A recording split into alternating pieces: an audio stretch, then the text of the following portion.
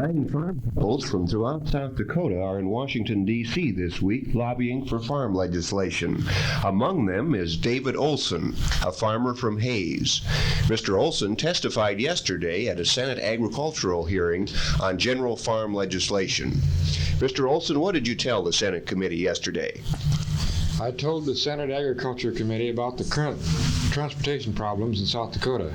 I told the senators elevators aren't able to get enough boxcars to move the grain that they already have contracted.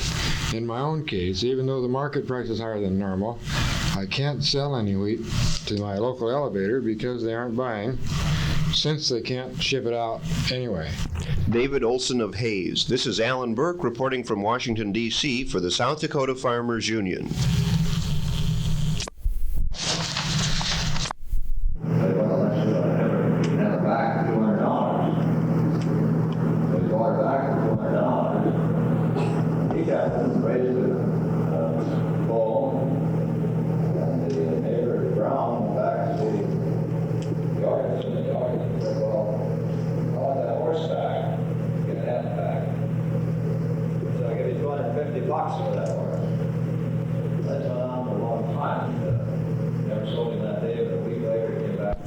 Because it's always recording. How did you get that? You can't play.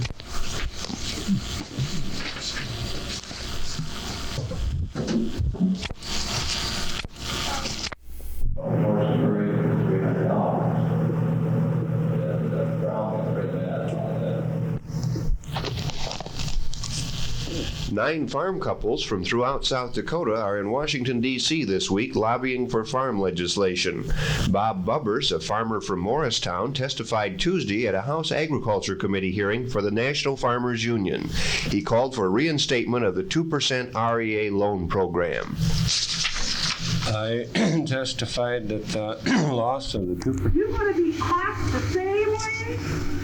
You know, rural area developers in rural areas might be forced out of business on account of the present 5% interest rate that the administration is forcing upon us. My cooperative has only one consumer per mile of line, and its rates would have to be raised 10% for each on the generation, 10% on the transmission, and 10%.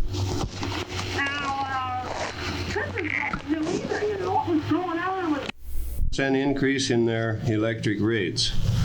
Therefore, we cannot stand to lose the 2% program. Bob Bubbers of Morristown. This is Allan Burke reporting from Washington, D.C. for the South Dakota Farmers Union.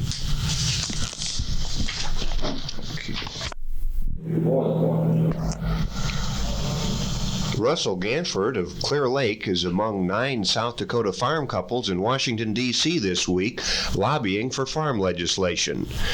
Mr. Ganford, what do you hope to accomplish here in Washington?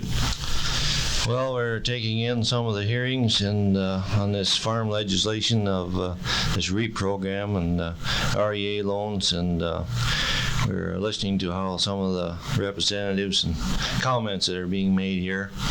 And I think that, like today now, we're going to be calling on some of the senators and representatives of various states, and our group, for instance, has picked out 11 of them to call on. What types of things are you going to tell these congressmen and senators then when you call on them?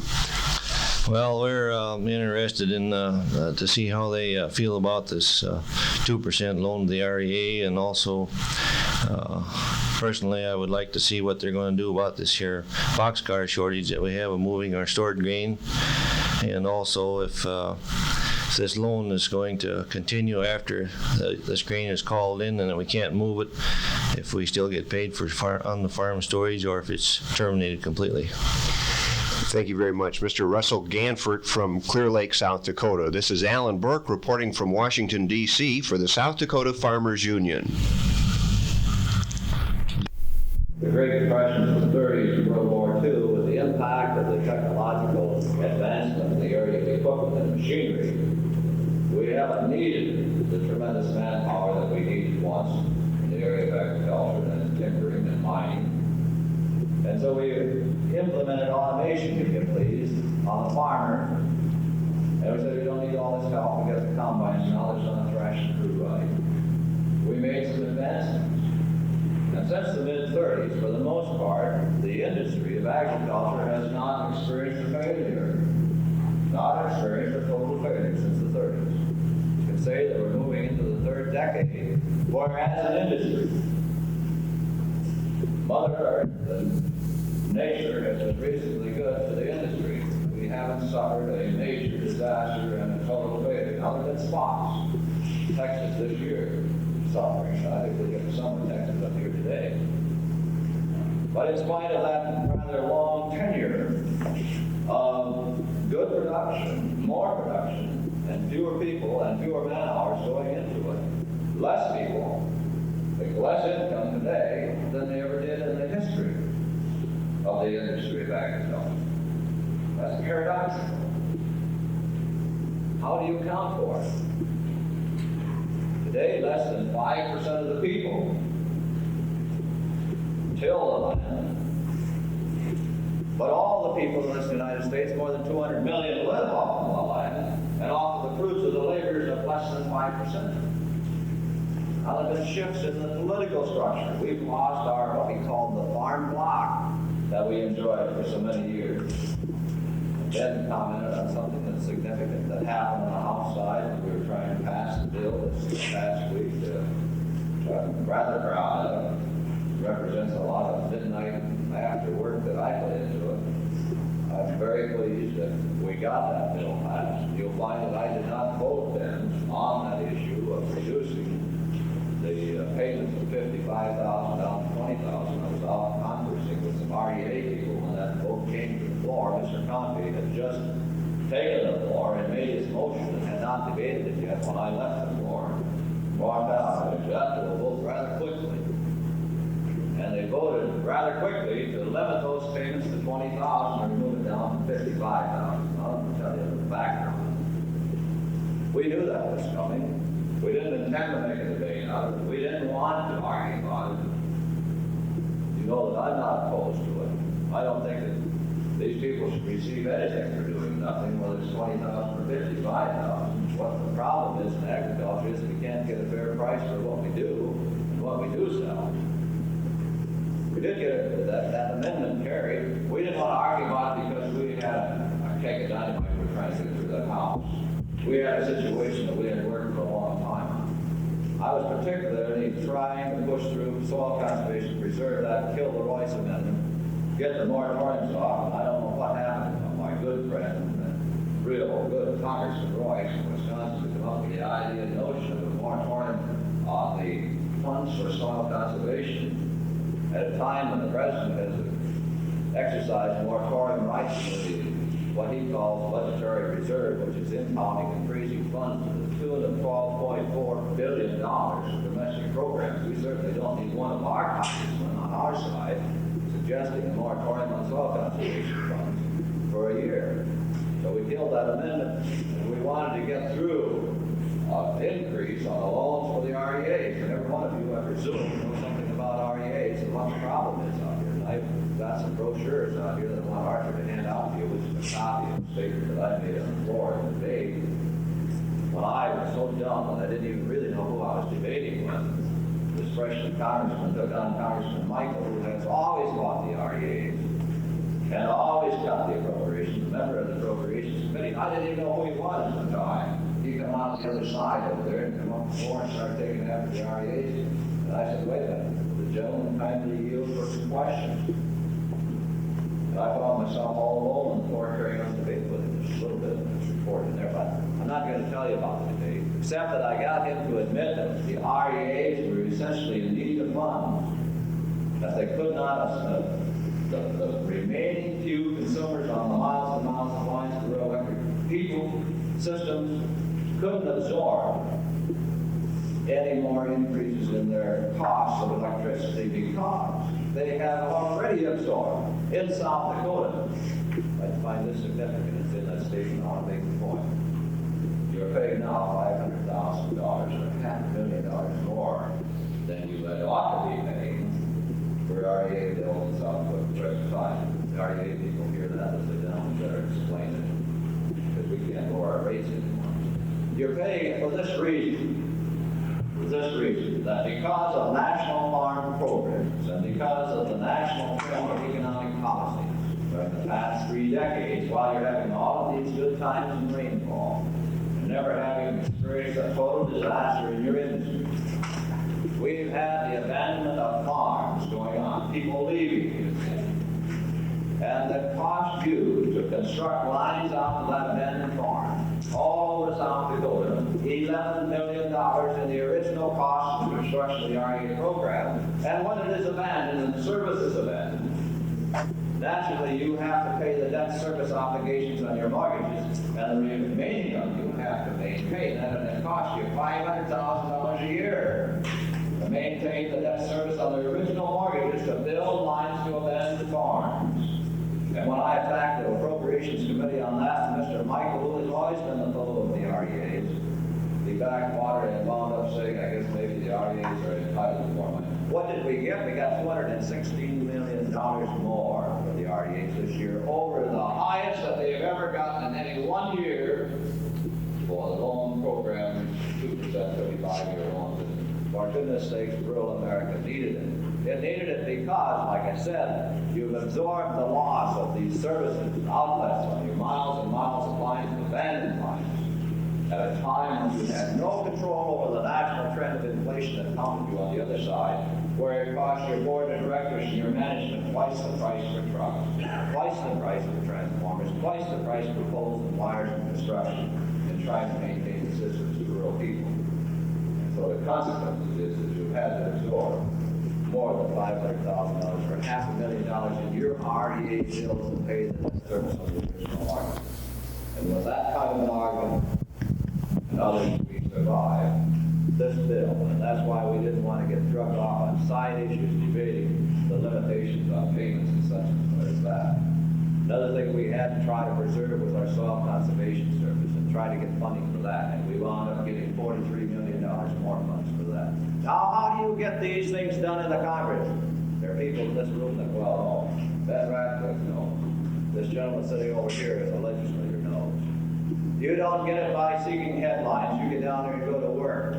And you talk to the people that will support you on these things. And you do your homework and you're down and in work. And we had to skid grease pretty good as we slid.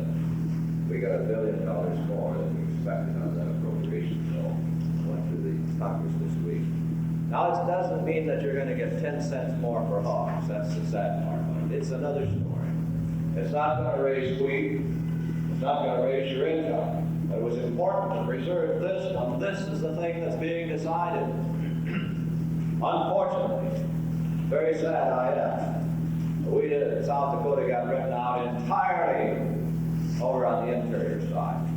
Never got 10 cents for South Dakota in the budget at all for any development of water resources. And your whole congressional delegation and lobbied and testified for that.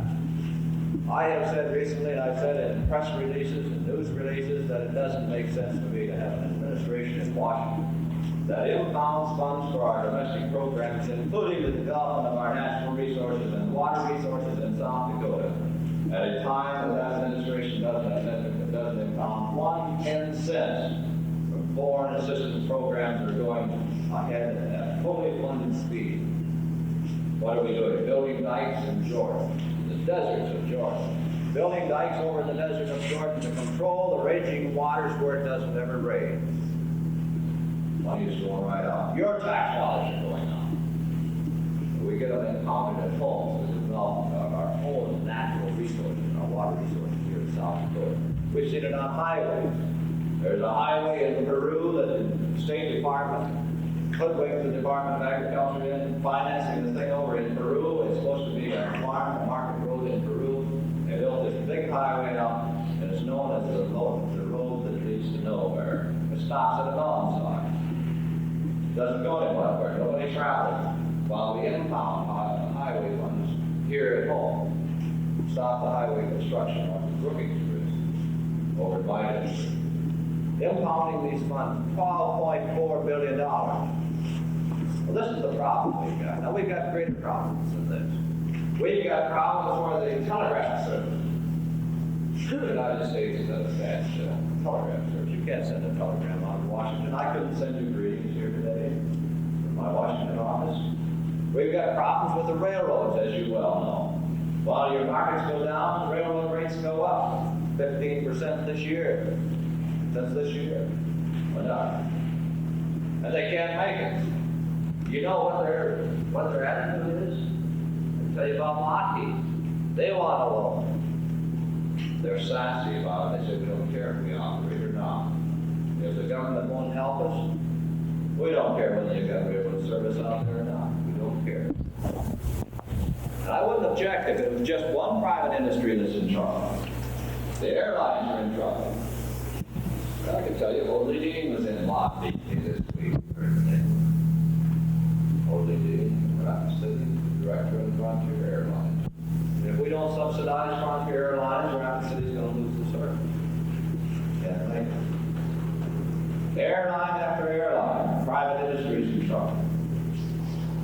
And what are you going to do about it? You say, well, you think agriculture's a problem? My wife said, why don't you get off of agriculture sometimes and make a press release on something else? Because I said I feel it's too high a privilege to represent the largest single industry in South Dakota. Not only that, I feel that I am a director. I'm serving you on your board of directors in Washington, D.C. Not only for the largest industry in South Dakota, but the largest industry in the United States, if you please. And I can talk about agriculture and I can work for agriculture for a long time. That kind of spirit, because I think if all else fails and agriculture is good, we still have a strong country, because really, we can build different systems of transportation. We can build different systems of communications. But nobody can produce the food and fire for the 200 and some million people in this country if we don't retain a strong agriculture. Somebody must understand.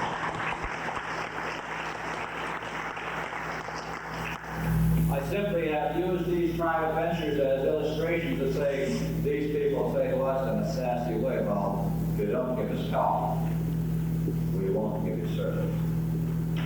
God help this country when the American farmer talks like that to the Congress. And like I said on the floor in the arguments, that with every contract there is a burden and benefit. There is a benefit under a contract if you perform. We were debating the R.E.A. issue. I said, what would this Congress do if you had to go out and ask the co-ops, when will you perform? Yet year after year, co-ops have to come back and ask the Congress, when will you perform on your side of the contract? They entered into a covenant with you people, and the real elected people kept the faith and performed their end of the contract. Well, it's about time this Congress keeps the faith and performs their end of the contract and appropriates the funds. It's the same story for farm programs. Now, what's the history of our farm programs? You used to have the kind of leadership in the Farmers Union that believed that prices were made in Washington. I can remember Bill Ganford saying that many, many times. Bill didn't remember the year that I started the Farmers Union. It was in 1947, and I was secretary of the Scotland local in Dade County. I wasn't of age yet, but I was secretary of our local, and I've been a member ever since. I think I'm still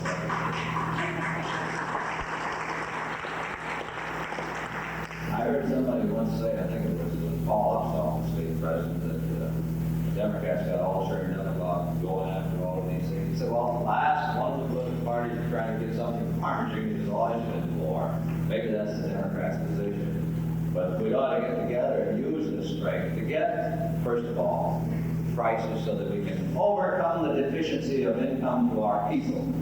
That's a real problem. Now, taxation compounds that problem then. If you don't have the money to pay, you certainly can't stand to have your taxes raised. I haven't been in business long enough for myself, both as a farmer and as a private businessman, that I know what it is to pay rate, to pay payroll, to pay taxes. And a guy that hasn't done that doesn't understand economics. Farmers do it every year.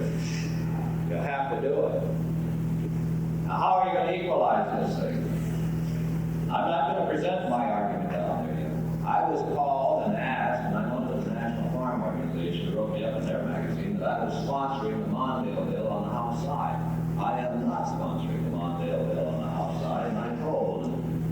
Farmers Union people that when they come and ask me to do it. And I don't know this song reasonably well. I used to be in my brother's cart for a while, and we really rode back and forth.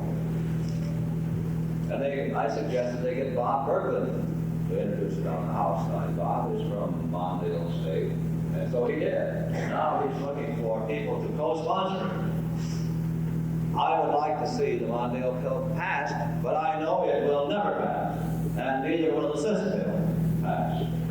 Both of them are bargaining bills. If you don't think that there's some truth in that statement, why do you suppose that Conte's amendment to this bill passed that House so fast? The consumers are not going to pay any money or pay any taxes to raise the prices for the commodities that they have to buy. That's it. They have said time after time to me that I don't know how you can expect to get higher price supports at a time when you ask us to appropriate money to buy food stamps. The two don't go together. You want us to get higher price supports and rather than pay out tax dollars for that and then appropriate money, food stamps, to buy that thing that we held at a higher price. I'm going to finish early enough here so I get some questions and answers because I want to learn from you people. I think the answer has got to lie in the area of a program that will seek a balance in our national economic growth and development.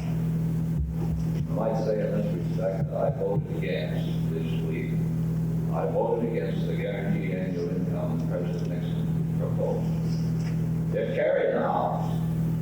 Frankly, I didn't think that I would live to see that carry.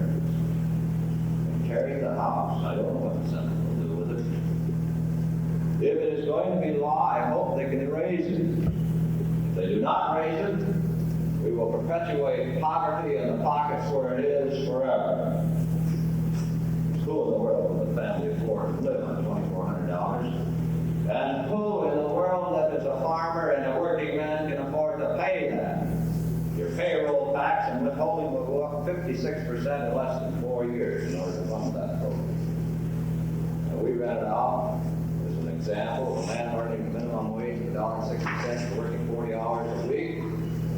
With a family of four, he would be, at the end of the month, $19 better off than he would be if he took the minimum guaranteed income of Mr. Nixon at $2,400 for a family of four and paid no tax. And where is the incentive for work? When we asked the chairman, my friend Wilmer Mills, who I hated to break with on that situation, and I might say that my colleague, people in the 2nd District, Jim Averitt, voted with me to strike Part 4, the guaranteed annual income of that package, until it came back around and then he voted for it. Because he said, I can't politically stand and say to my people that I voted against an increase in Social Security benefits to the elderly. Let me tell you how much that is. I'm not here to criticize, I'm not running against Jim. Simply say that one of us must be right. I'm here to report to you that your two congressmen split on this thing, he voted for it and I voted against it. One of us has got to be right. Time alone will tell. Your Social Security benefits will go up. You were getting $70.40 before, they'll go up to $74 now. And I'm saying that you're starving to death at the rate that they were at $70.40 when you get $3.60 a month more, you're no better off. And this is a political hoax to get the bill through for a campaign issue in 1972. And I don't know whether Wilbur Mills is going to run for president or not. And on this bill alone, political trickery went on the floor, was tremendous. And I voted with the four people's representatives on that occasion, with Dillons and Amsick and the Black Caucus, to try to kill that bill, because those people know that it's not enough to lift poverty from the ghetto. And when you get them tied together and say you either vote for it or against the elderly, this is sheer nonsense, because there's nothing in it for the elderly either. Now, we passed a 10% increase to Social Security benefits before, and we can amend that law without voting a $13 billion ticket that comes out of your taxes.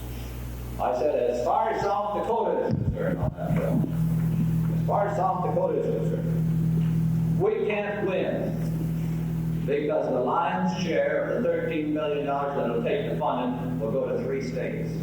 We're an agriculture state, and another thing that bill does is it's a plant's food stamps with cash, so that the winos of California can continue to buy their wine and they don't have to take the commodities that farmers produce, and I was opposed to it for that reason. We lost the benefit of the food stamp program. We used to have a vehicle to get rid of some of the surpluses that agriculture produces. Now we're going to give them dollars and cents on Mr. Nixon's program. And he says it's good. I could not support that bill. If I have to down in this election, I guess I'll have to down in 72, but I could not support the president on that kind of legislation. I think it was bad for the farm people. I think it was bad for our elderly people. It was bad for our poor people. And ladies and gentlemen, it's bad for our country. I couldn't support that.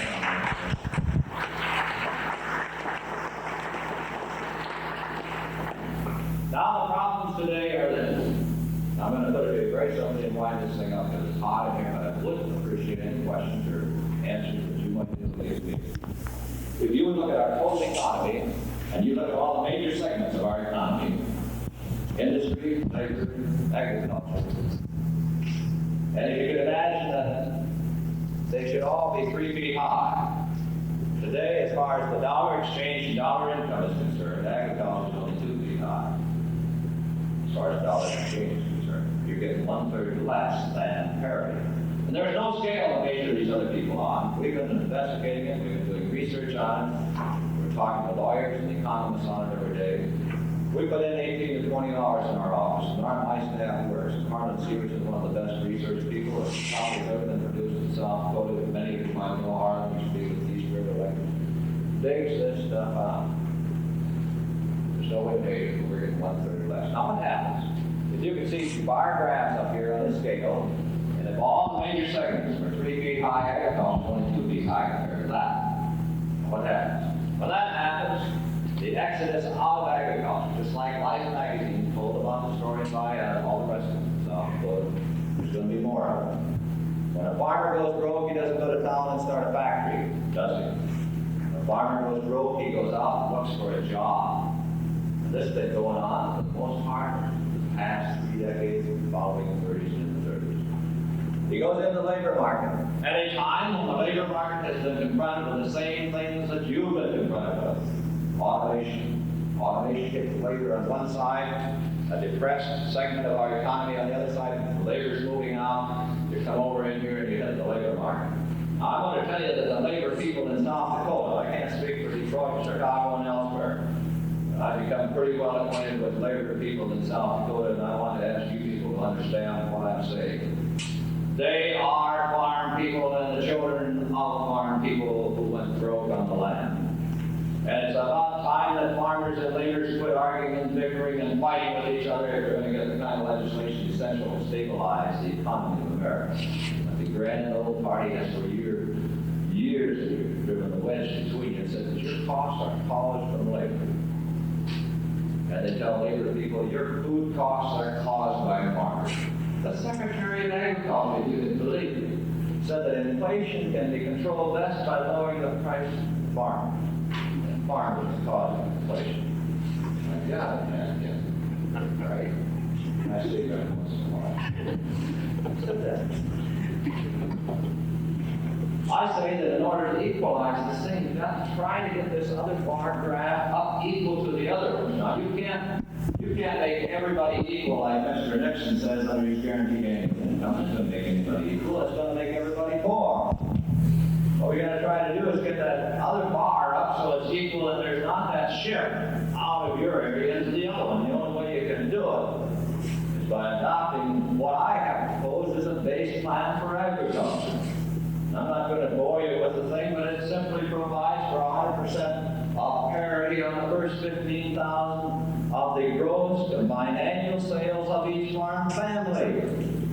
And a farm family is defined in law and also as a matter of fact.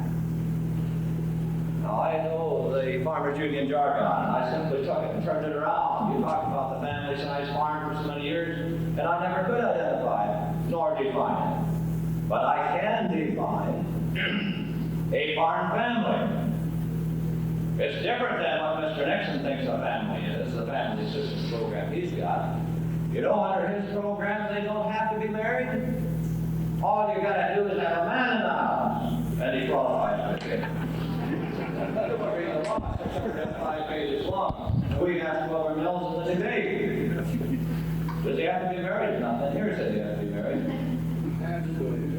No, that's all. All I'm talking about is the farm family, the young husband and young mother and their issue, their children. And when they sell grain or sell livestock, whatever they sell, pay the difference, a direct payment of the difference between market and parity. And we've got computations on it now. And everybody said, well, you could never put your finger on it and say how much this would cost the United States Treasury. I can tell you today how much it would cost. At the present prices, just the way prices are right now, and in order to get enough money to pay the difference in cash to every farm family off the land, it will cost $3.7 billion this year.